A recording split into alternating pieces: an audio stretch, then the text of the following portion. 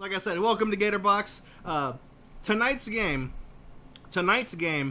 is a continuation of games for smart people. So this week we're going to be going to a website called Khan Academy, which is Khan. It's not Khan. It's not Kon. It's not a university. It's not an online school that's named after me. I don't got that much money. Brilliant focuses, like I said, they did math, science, that stuff. Khan Academy has math and science, but they also have other school subjects like biology and the social sciences, world history, things of that course. So we're going to be doing some high school level online courses, and I'm going to struggle with them, and we're going to laugh along together, because the punchline is that I've been out of high school for nearly almost 15 years. So I've forgotten all of it. I've forgotten it. So I haven't used any of this knowledge, so we're going to do that. Here's the way it works. I'm on my profile. I'm on my profile at Khan Academy, and you can see that I've put my name. I am known as Draco Khan on the website. I used my name. I don't why are you guys in chat laughing? It says Draco Khan. I'm Draco Khan. There's nothing fishy or peculiar about my name whatsoever. Civil War. There's only 4 questions. Here's the thing, is that at Khan Academy, these are all lessons that you can, or videos. They're lessons you can read, videos you can watch, or a little bit of both. And then you got these quizzes over here. So we're going to do some quizzes for the Civil War era.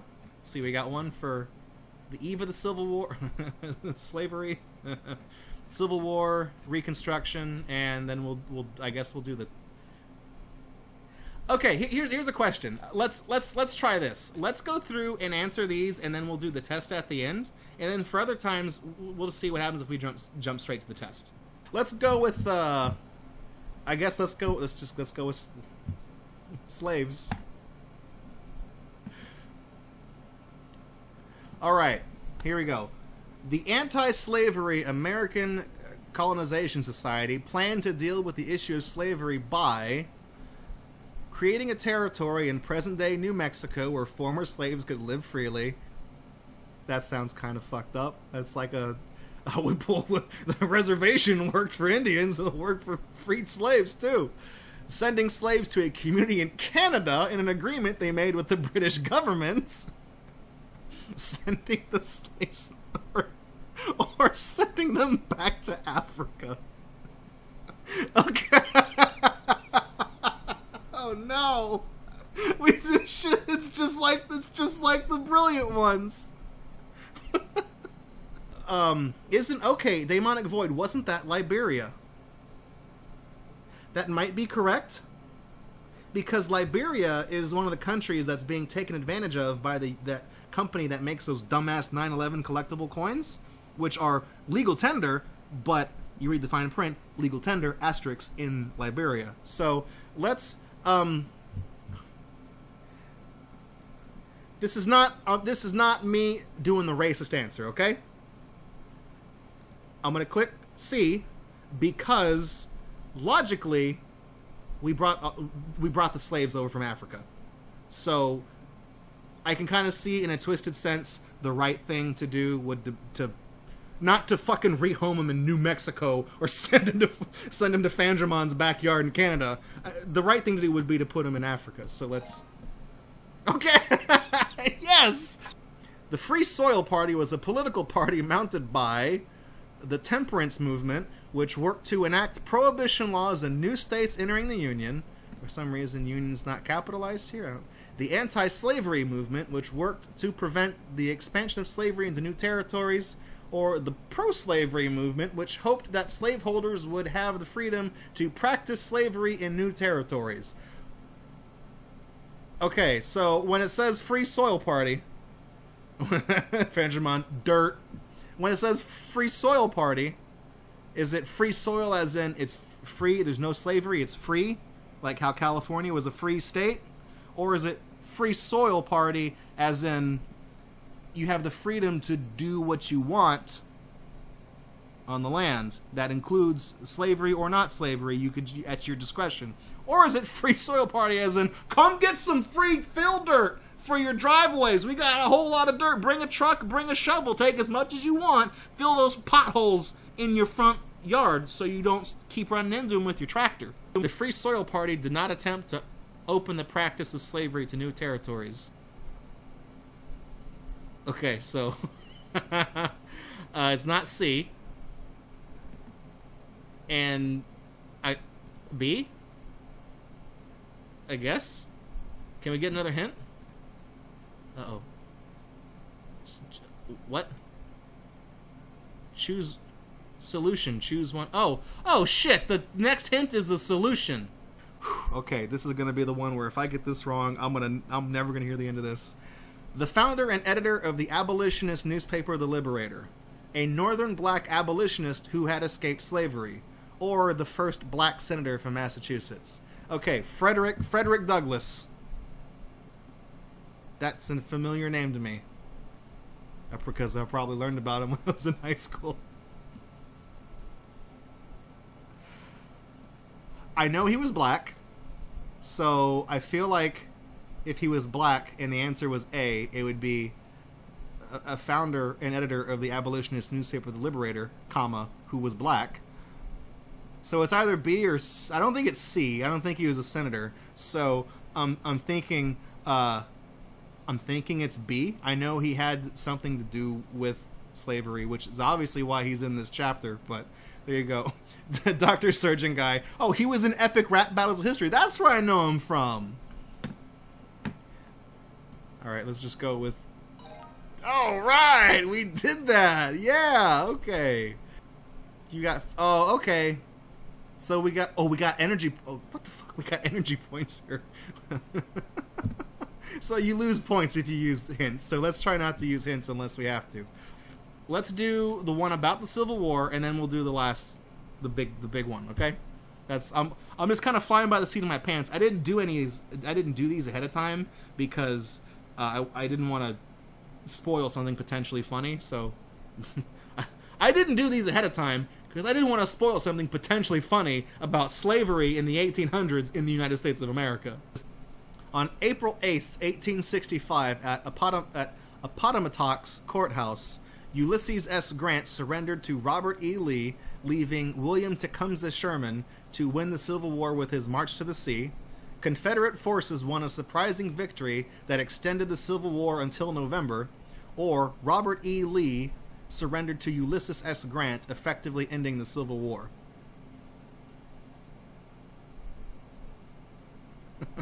Oh no. This is a really bad one. It's because just look at A and C. Did Ulysses S. Grant surrender to Robert E. Lee? Or did Robert E. Lee surrender to Ulysses S. Grant? I know that Robert E. Lee surrendered because Ulysses S. Grant ended up becoming an American president. I know that's the thing, and I know that the surrender was done at the Appomattox Courthouse. So it is this one. Also, this one says watch a video or use a hint. That's cool. Yeah, see. Can you imagine? Can you imagine if I got that one wrong? The Battle of Bull Run, fought in April of 1861, was notable because it marked the first use of submarine warfare in the famous battle between the Monitor and the Merrimack. We had submarines in the Civil War? That doesn't seem correct. It was a clear United States victory, demonstrating that the military and industrial capacity of northern states would quickly overwhelm the rebellion. Or it was a clear Confederate victory, signaling to the United States that the Civil War would be considerably larger and more difficult than expected.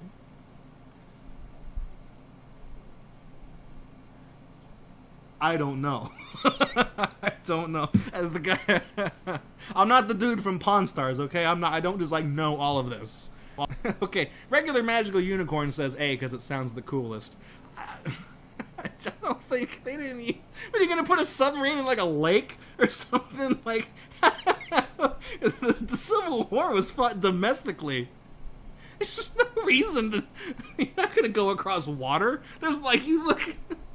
What, they put a submarine in the fucking Mississippi River? And I want to say that it was a victory for the North. because the North ended up winning, so nobody really cares when the losers won any matches, so let's just go with son of a bitch. Was it a Confederate victory? Okay, so they won. But they didn't use a submarine. Keep going or see how we answered this question is not, it's history. It's not like it either happened or it did not. Like, there's no What major political event leading up to the Civil War took place while James Buchanan was a lame duck president? He could have been a good duck. What are the hints like for this? Let's try a hint. Oh my god. So okay, there's like a 12-minute video on the Battle of Gettysburg. We don't got time for that on this show. Okay, so these hints are not going to help us. I'm going to say, okay, clearly, okay, let's apply some logic here. Obviously, the Union needed to exist before the Civil War could happen. So I would say the Union was formed, the Confederacy was formed, so that the Union would actually have an opponent. So I'm gonna go with B. Ha ha ha! How about that? See, it works. I remember more about American history than I thought. Which is strange. How many PowerPoints did we get? Energy points.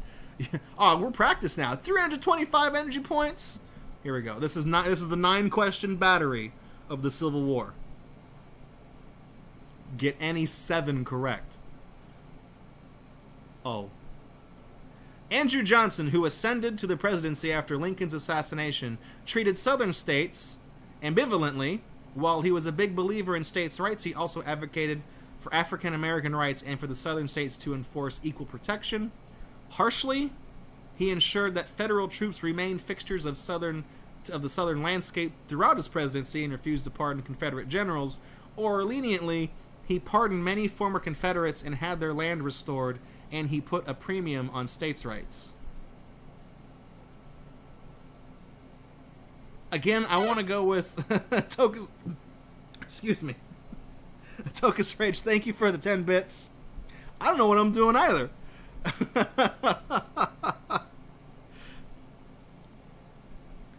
So C, I feel like C is the right thing, where it's, we had our differences.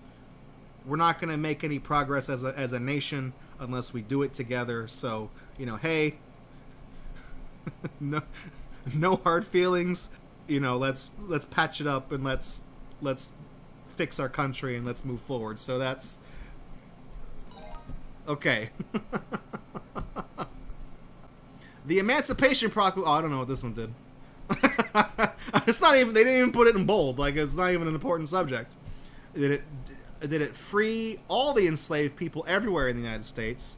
Did it free all enslaved people living in the border states of Kentucky, Delaware, Maryland, and Missouri, or freed all enslaved people living in territories then in rebellion against the United States? I'm pretty sure the Emancipation Proclamation just abolished slavery outright, and that's why it pissed off so many people, and that's why Abraham Lincoln got shot in the head. So let's just go with... What? He didn't... What the fuck, Abe? You say, I'm gonna free all the slaves. There's an asterisk. This one should have been in the bag. God, why are you on the $5 bill? You didn't even do a good job. You didn't fucking free all enslaved people. Okay, so C is the next best answer. Because B is okay, freed the slaves, but only here.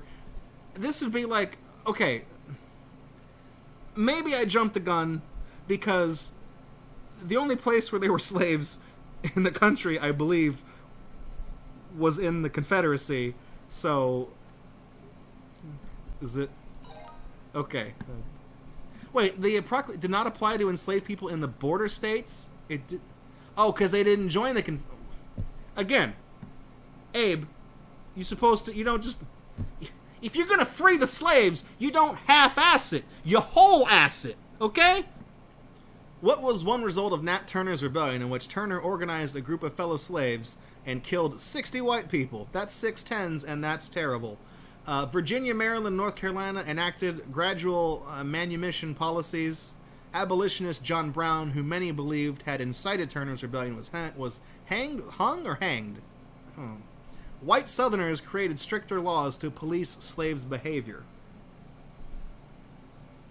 Okay, I remember Turner's rebellion. I remember this. I want to say they probably... Okay, like, obviously, let's break this down logically, which we learned from Brilliant. Someone's... Okay, 60 people died. Naturally, the response is, someone's ass is gonna hang from the fucking gallows because of this. So we're gonna fucking hang somebody. So they just, this guy... eye for an eye and all. Son of a bitch.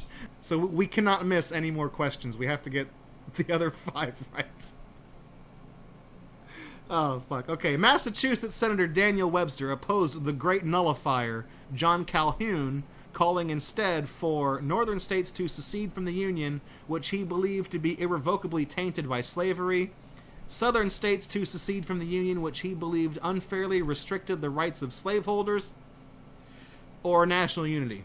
Okay, so because the guy is from Massachusetts, I don't think it's B.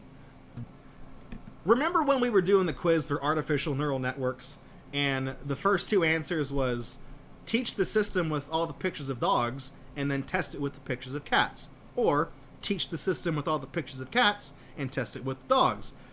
These cancel each other out, because if the North seceded, then the South would just have slaves anyways. And if he told the South to secede so they could have slave anyways, then the North would just... So I feel like A and B are the same answer, so it's got to be C. That's what I thought. See, that's... Sometimes you don't have to actually know what happened in history. You just have to not be a dumbass. During Reconstruction, the derogatory term scalawag was applied to unreconstructed white Southerners who refused to swear allegiance to the United States, African Americans who voted in the election of 1868, or white Republicans who sympathized with African Americans in the South.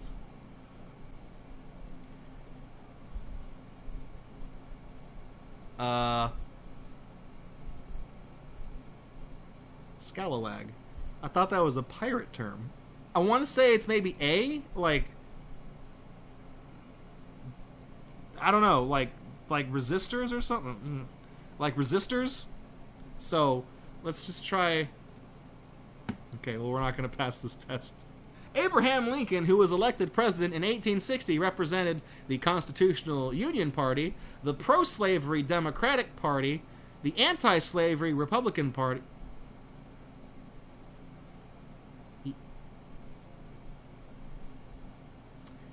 Did the Democrats and Republicans switch at some point? Oh, they flipped in the 60s. As the 1960s or the 1860s? Well, no, this can't. Okay, this says 1860s. So clearly back then the Democrats were not all about love and tolerance. So, okay, I feel like here's the thing. I feel like B and I feel like C. Like obviously, he freed the slaves, right? But I feel like having a platform no, because anti-slavery is not part of the name. It's just the Republican Party. So it's either A or C. Fuck it, we're not going to pass anyways. Let's just go with C. Yeah, all right. In 1870, Mississippian Hiram Revels became a U.S. Senator, occupying the seat recently vacated by Confederate President Jefferson Davis. What was unique about Revels? He was the first Southern Republican senator, he was the first African-American senator in U.S. history, or he was the only Mississippian senator to publicly denounce Davis. Okay, well... Okay, here's the thing. Again, we're going to apply some logic to this.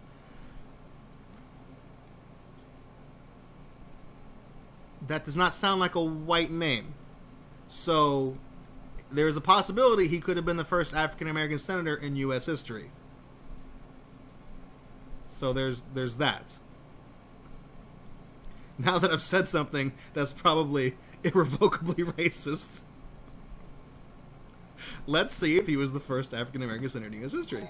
Yes. Okay. See. So I mean, there is such a thing as good racism. Okay. We didn't pass. We failed by 1, man.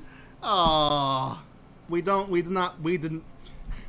Guys, we failed Civil War. Can you blame me? So, okay, let's try another. Let's pick a different subject.